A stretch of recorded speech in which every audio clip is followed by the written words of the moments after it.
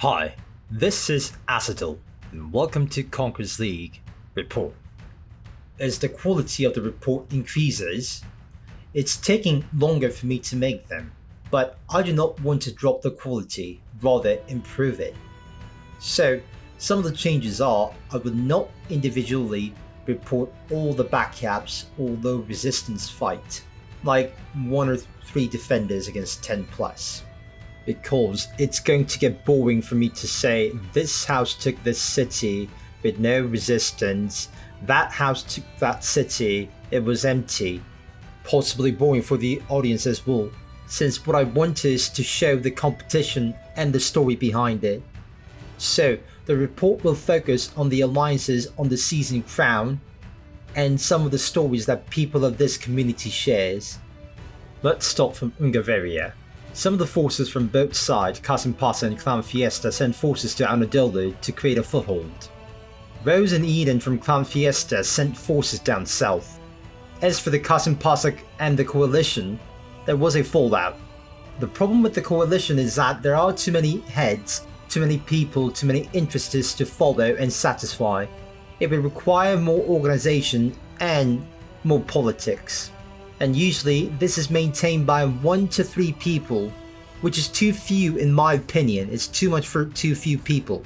Inevitably, some of these interests conflict, bad blood crossed over, and it opens up a lot of other issues that was being suppressed in the name of common goal.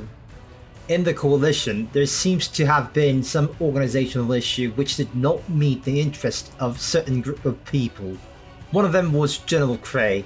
General Cray and his army was in charge of the defense of Turul Varos. I still do not know all the details, but General Cray refused to join the meetings with someone who betrayed him, and I can completely understand this since I don't talk to anyone who has treated me with disrespect that I do not deserve. So imagine if it's a betrayal. This is why all actions do have consequences. Moreover, if General Cray does not do this, others would see him as someone who they can betray. However, General Cray leaving 20 minutes before the Territorial war, I hope there is a reason for this. There usually is. He should have left a lot sooner to give the coalition a chance to prepare for a proper defense. So there must be something else that happened. It could be on the last minute where General Cray was compelled to leave. If there's more to share, please do, since this was one of a defining moments in the coalition this season. 20 minutes before the war began, General Cray and his army left Kasimpasa Alliance to rejoin Kebabs and moved south to Anadolu, leaving mostly Triple X and others to defend Turul Varos. I've heard that there was only 30 to 35 players defending the capital, and the capital requires minimum of 50 defenders to defend effectively. Clan Fiesta was still unsure of the entire situation and planned their war defensive and aimed to take Turul Varos. While the coalition focused on denying Clan Fiesta the opportunity to even hit Turul Varos, Eden and Origin army attacked on Turul Varos. Here's some of the footages of the Turul Varos fight from the YouTuber called Slidek. For the full fight of the Turul Varos video, check his YouTube on the link. The defense of Turul Varos wasn't ready, but the defenders did the best they could, and unfortunate for a coalition, Origin took the capital city of Turul Varos. House Rose sent a force to Anadolu, and while the army was moving south, they attacked Ankisala at Taborivar and won. After that, Rose continued their march to south. Here are all the backcaps, with the 5th capture with little or no resistance. Clans consolidated their defense around eastern Ungaveria and defended Turul Varos since they have the upper hand now. All they had to do was stay defensive. Next, Coalition made their move to attack Clowns. Project X attacked Haviz and Tura, defended by Eden and Origin. Project X continued to attack Haviz on the round 2, but on Tura, Herd made their attack on Clan Fiesta. Triple X attacked Origin at Herxigvara, and the battle went for 2 rounds. Legacy of Arpad from Nomad Alliance attacked Rose at Kisbe. This battle also went on for 2 rounds, but the defenders of Clan Fiesta held all the cities.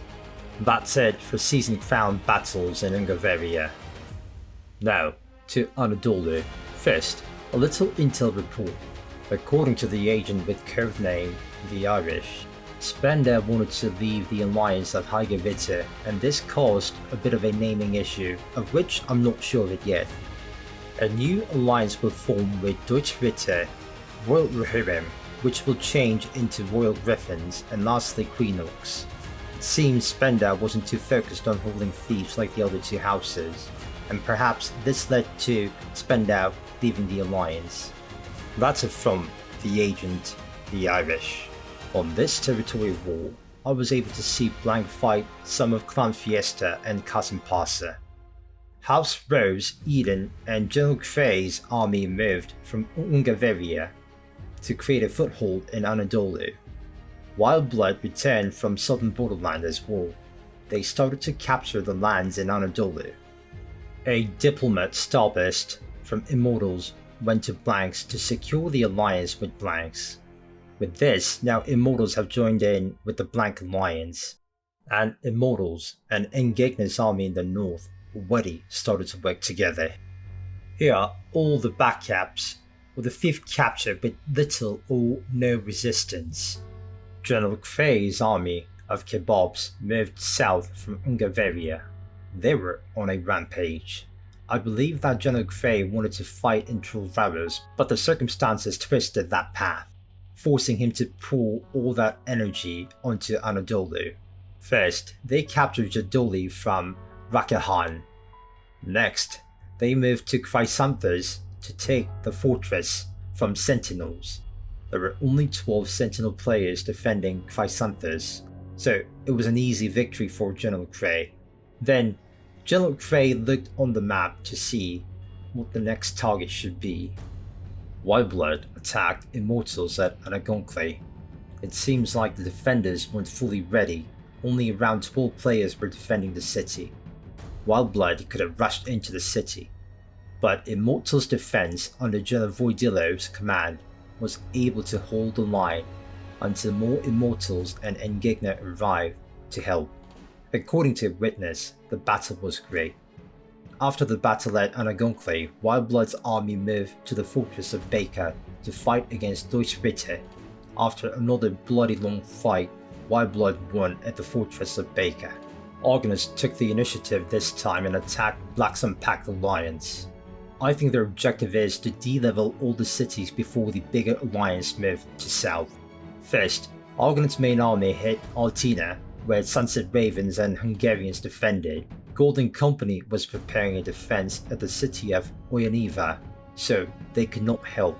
After beating Black Suns at Altina, Argonauts divided their forces to capture all the villages in the south. Then, Argonauts pushed to Robusta and defeated Sentinel defenders. House Engigna attacked the village of Antipagraimagam against Hussites, but the Hussites were able to defend successfully. Black Suns and Destiny made a lot of attacks on Blanks. Some of them were diversion, some of them were real attacks. Golden Company sent more forces to the north while maintaining the defense at Oyavniva. Lee's Dragmire could only send a little bit of raiding force as he was more focused on defending Oyaniva against a potential Argonaut invasion. General Cray's army continued the invasion and moved towards the city of Lystria. General Diu of Immortals sent scouts black and red to follow General Cray's army. General Diu from Immortals prepared the defense of the city. The two armies collided, and for 20 minutes Immortals fought well. Then the Immortals line collapsed and General Cray seized this opportunity to win. I've spoken to General Diu and he said that he wasn't able to give his best. Perhaps it has been a while since he fought against ace armies, or perhaps it's commanding the new allies that created unfamiliarity, or it could be a bit of both. But he was sure that he can do better next time. General Cray's army continued to push south, with Flairstar leading the vanguard. On the city of Anagonkle, Cray's force and General Diu's force under Engigna's command fought once more. This time, Immortals and Engigna did not give the ground to General Cray's army. General Cray's force was pushing hard, but then Golden Company's force joined the fight. This created more chaos in the battlefield for General Kray, since the Golden Company was not coordinating with Kray's army.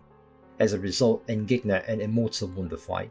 More backcaps, all Thief captured with little or no resistance.